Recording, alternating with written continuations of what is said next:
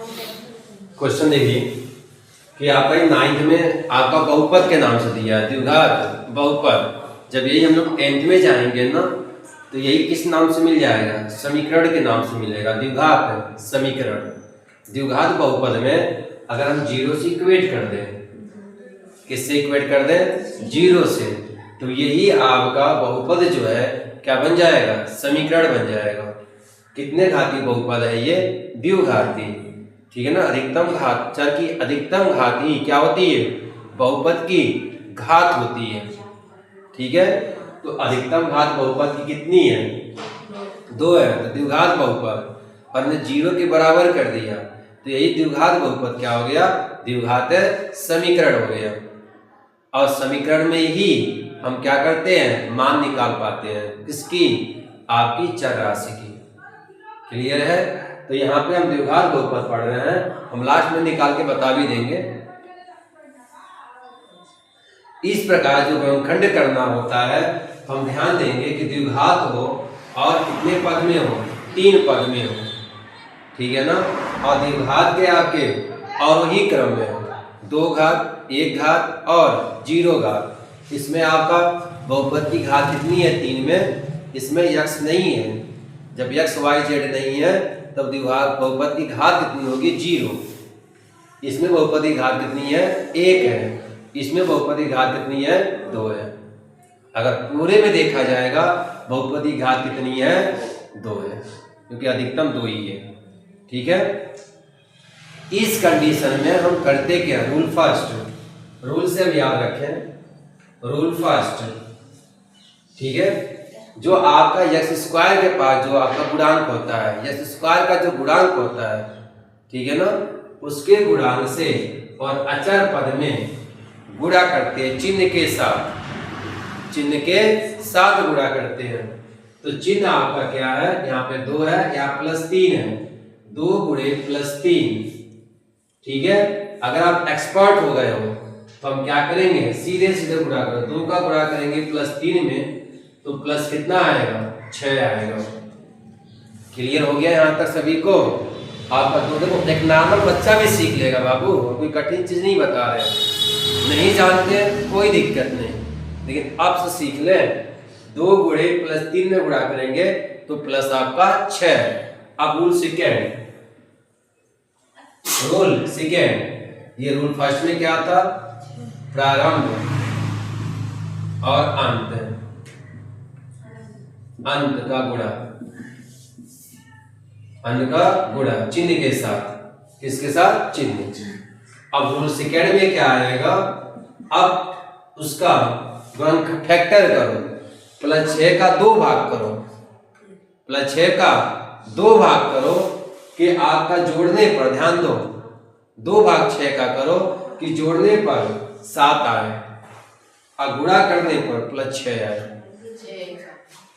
गुणा करने पर +6 भी आना चाहिए और जोड़ने पर 7 आना चाहिए। नहीं, ध्यान से समझो, क्या बोला आपने? 6 और 1 नहीं मालूम, कोई दिक्कत नहीं, पहले ये तो चेक कर ले कि 6 किस किस टेबल में आता है। आपका 3 और 2 में। अब 2 और 3 मत करना, एक कंडीशन और है, बड़ी वाली संख्या को पहले लिखते हैं, छोटी वाली को बाद में लिखते हैं। 3 गुणे 2 6, 2 गुणे 3 6, और किसमें आएगा 6? और 6 कम 6 में आएगा, और किसी में आएगा क्या? और किसी में नहीं आ सकता, इन्हीं चारों में आएगा, इन्हीं चारों में आ जाएगा। आपको इसको प्लस करेंगे तो 5 आएगा। अगर 5 लाना होता तो 3 और 2 को लेते हैं, इसको जोड़ेंगे कितना आएगा? 7 आएगा। 7 लाना भी है तो 6 और 1 लेंगे। चलो गुणा करके चेक कर लें, +6 और +1 दोनों प्लस प्लस में है। 6 1 कम 6, 6 भी आ जाएगा और जोड़ने पर हमारा 7 भी आ जाएगा। इस चिन्ह से मतलब नहीं है बेटा, ध्यान देना, हमें जो भी चिन्ह से मतलब होगा यहां से मतलब होगा। अब क्या करेंगे? 7 को क्या करेंगे? गायब करेंगे, उसकी जगह पर हम 6 और 1 रखेंगे। तो आपका 2x² - 6 + 1, साइड में क्या है? x +3, यहां तक कोई डाउट है? किसी को डाउट है बेटा? ओके, अब क्या करेंगे यहाँ पे 2x² माइनस, बाहर माइनस है, चिन्ह बदलेगा अंदर का, क्लियर है ना? चिन्ह क्या होगा? चेंज हो जाएगा। तो -6 साइड से x लेंगे, माइनस प्लस माइनस, x एक का x प्लस कितना होगा 3, क्लियर हुआ? अब क्या करेंगे यहाँ पे, इन दोनों में कॉमन क्या है? 2 और 6 में कॉमन मतलब क्या है? यस्य मतलब क्या? भाग। ऐसी कौन सी संख्या है जो 2 में भी भाग चला जाए, 6 में भी भाग चला जाए? तो अधिकतम 2 ही होगा, अधिकतम 2 ही होगा। 2 का भाग 2 में जाएगा, 2 एक कम 2, और 2 का भाग 6 में भी चला जाएगा। तो कॉमन क्या आएगा? 2। संख्या में कॉमन क्या आ गया? 2 आ गया। और चर राशि में अधिकतम चर x है, यहाँ पे x 2 है, तो कम से कम कॉमन होगा ना, तो एक x कॉमन ले लेंगे। देखिए यही पे प्रॉब्लम होती है, ठीक है? अब देखो यहाँ पे 2 और 6 का एलसीएम 2 ही होगा, ठीक है? भाग में भी चेक कर लिए 2, और ये x कॉमन ले लिया। अब यहाँ पे 2 तो बाहर निकल गया, एक x निकल गया, तो क्या बचा? x बचा, माइनस 2 3 6, 2 3 6, x बाहर निकल गया। अब ब्रैकेट क्लोज कर दीजिए। अब देखिए ध्यान से, अभी यहाँ भी प्रॉब्लम क्रिएट होगा। -x और +3 कुछ कॉमन नहीं दिख रहा है। जब कुछ कॉमन नहीं होता है तो 1 होता है। जब कुछ कॉमन ना दिखे तो कुछ एचसीएफ ना रहे। जैसे आपका 5 और 6 का एचसीएफ क्या होगा भाई? कुछ नहीं है। तो 1 सभी का गुणांक होता है, 1 5 का भी गुणांक है, 1 6 का भी गुणांक है। गुणांक मतलब क्या? गुणा करने से कोई परिवर्तन ना हो, वही ना गुणांक होगा। आपका 5 में 1 का गुणा कर दो, ठीक है, तो भी 5 आएगा। 6 में भी 1 का गुणा कर दो तो भी 6 आएगा। दोनों में कॉमन क्या मिल गया? 1। क्या मिला? 1। तो चिन्ह क्या है यहाँ पे? माइनस है, तो -1 ले लीजिए। अगर प्लस होता तो प्लस लेते। नियम ध्यान देना, सवाल में नियम छिपा हुआ आपका है। तो 1 कॉमन लेंगे। अब ध्यान दो, माइनस जब अंदर जाता है तो चिन्ह बदलता है। बाहर ले लिए माइनस, ब्रैकेट के बाहर ले लिया तो भी चिन्ह बदलेगा। तो भी क्या होगा? चिन्ह कॉमन लिया है ना, मतलब भाग देंगे। माइनस का भाग देंगे प्लस में, x हो जाएगा। माइनस का भाग देंगे माइनस में, प्लस x। माइनस का भाग प्लस में देंगे तो क्या होगा? -3। तो याद रखेंगे, माइनस को अंदर भेजो तो भी चिन्ह का परिवर्तन होगा, माइनस कॉमन लेंगे तो भी चिन्ह का परिवर्तन होगा। अब क्या करेंगे? x -3 देखो इत्तेफाक से आ गया ये।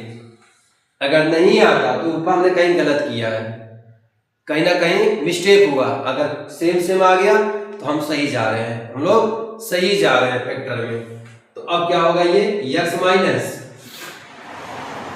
-3 बाहर ले लीजिए। x -3 निकाल लिया हमने, तो यहाँ क्या बचा?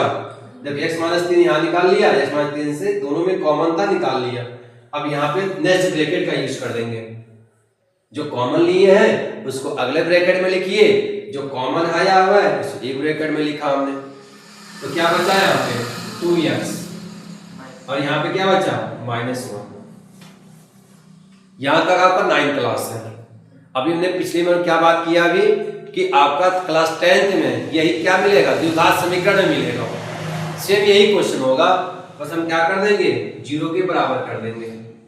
क्या कर देंगे? 0 के बराबर कर देंगे हम। यहाँ तक तो सेम चलेंगे हम लोग, यहाँ तक सेम चलेंगे। इसको नोट करेंगे ना, कहीं नोट कर लेना। यहाँ तक सेम आएंगे हम लोग। अब x -3 2x -1 = 0, क्लियर? अब हम क्या करेंगे? इसके बराबर भी 0 है, इसके बराबर भी 0 है। इधर देख लो ध्यान से, इसके बराबर भी 0 है, इसके बराबर भी 0 है। हम क्या करेंगे? x -3 बराबर 0, ठीक है? और आपका 2x -1 बराबर 0, क्लियर? दोनों को हम अलग अलग 0 कर दिए। अब x को 0 3 को उधर भेजिए, -3 है तो +3 हो जाएगा ना। अब यहाँ पे 2x बराबर -1 है तो +1। हमें x का मान निकालना है। x का गुणांक कितना है? 2, और 2 गुणांक में पक्षांतर करेंगे तो भाग पक्षांतर करेंगे तो भागी होता है ना, तो कितना हो जाएगा x बराबर 1/2। भाग का मतलब भिन्न भी होता है, भाग का मतलब भिन्न भी होता है, तो 2 नीचे चला जाएगा। ठीक है, तो x का 2 मान आ गया, कौन कौन, 3 और 1/2। ये क्लास 10 था आपका। फिर इसमें क्या बोल देगा, जीरोज, ये बराबर 0 कर दिया।